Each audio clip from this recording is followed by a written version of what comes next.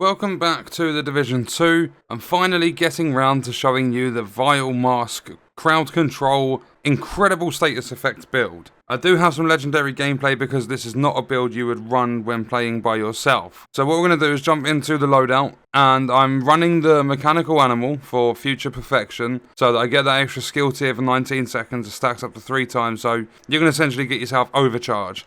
I don't use the weapons too much because you don't do a lot of damage. Crowd control is just about keeping enemies where you want them to make it easier to kill them. I've got perfectly in sync, so if I hit an enemy I get 20% skill damage. If I use a skill I get 20% weapon damage, so it kind of helps out. And when both are active at the same time it doubles it to 40%. So those are the two weapons, although they're not, you don't use them too much. And then with the specialization, I just run, at the moment, like, I've got a technician on the build, and that's what I was using in the legendary run, but I would rather, like, I used that for the skill damage, because I didn't think too much into it at the time. But if you're running this, I would use the crossbow, because you get the incendiary grenades, which are going to be incredibly helpful. You also get a buff that applies to your team, which is multiplicative. It gives 10% damage to your group against status affected enemies, and you apply a lot of status effects with this, and it also gives you 10% skill haste whilst you're in cover, so you get faster cooldowns. So out of all of the different specializations I'd run crossbow, I'm actually going to change it up myself. And then, if we take a look at the mask, I put a mod on it for the God Roll skill haste, and then it come with 9.1% on both status effects and hazard protection, so the rolls aren't the greatest, but they're not too bad. Status effects also apply a damage over time debuff for 10 seconds. Total damage dealt is equal to 50% of your concussion grenade damage and increase by your status effect attributes. So basically you're going to deal more damage with the more status effects you have on the build. And then it's actually 4-piece Eclipse Protocol, including the backpack and the chest. So if we quickly go through the Golem knees, because they give you 10% status effects for the 1-piece, then I've got skill damage and status effects rolled onto them with some armor. So there's a little bit of survivability in there as well. With the Eclipse Protocol, you want to try and get status effects on all of it. I've got a God rolled on every single piece. And then I've got some skill haste where I can, just for cooldowns and stuff.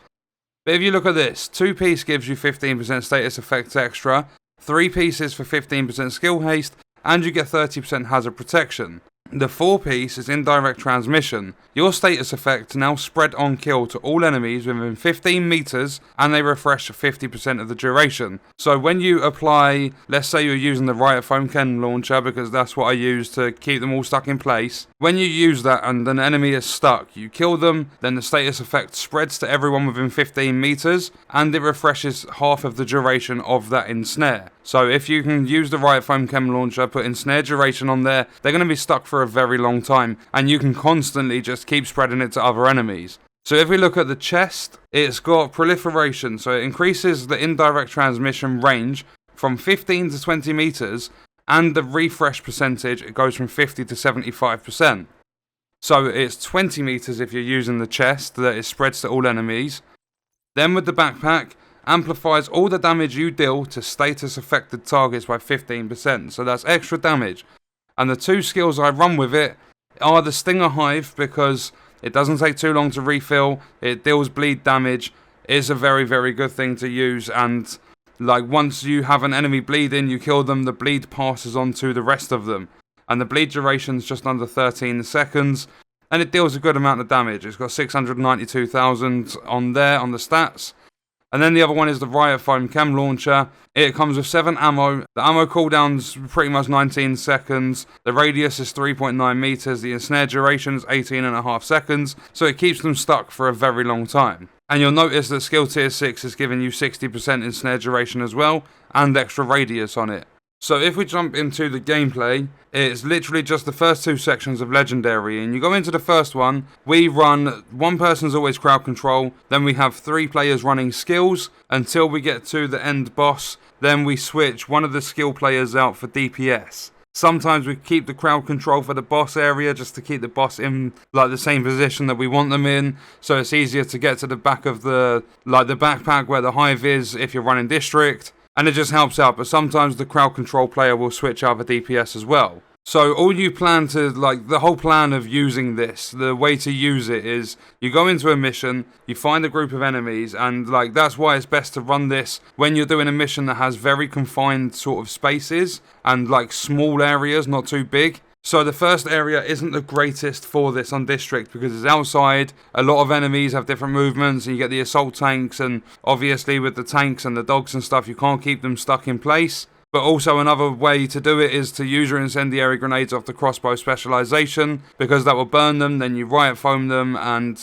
you put bleed on them, and you've got a lot of status effects like happening on the screen. Enemies are taking a lot of damage, and then obviously because of the crossbow it gives you 10% damage extra to your groups against the status affected enemies. So with the first section out of the way, we're going to the second area of District, like when you first enter the building. And you can see as soon as we get in here, fire the riot foam, get all the enemies stuck in place, chuck your hive at them, and then just keep getting them stuck. And you can keep all of the healers from putting their support stations down, and it just makes it a lot easier to target. And then when the chungas come out, like the big heavy guys, you do exactly the same thing. You get them stuck in position, you try putting your hive out if you have enough charges by that time. And that's why it's good to use the crossbow as well to get that extra skill haste so that your charges are coming back faster. Even though it's only 10%, it's still a little bit quicker. So you literally just use the riot foam. There's probably other things you can use with this, but that's how me and Lewis run our crowd control builds. And just so that you guys know, because that's pretty much the end of the build, we did go on to complete the rest of this mission. Our total time at the end was 36 minutes, so it wasn't as fast as we've done it previously, but it was still a very quick run.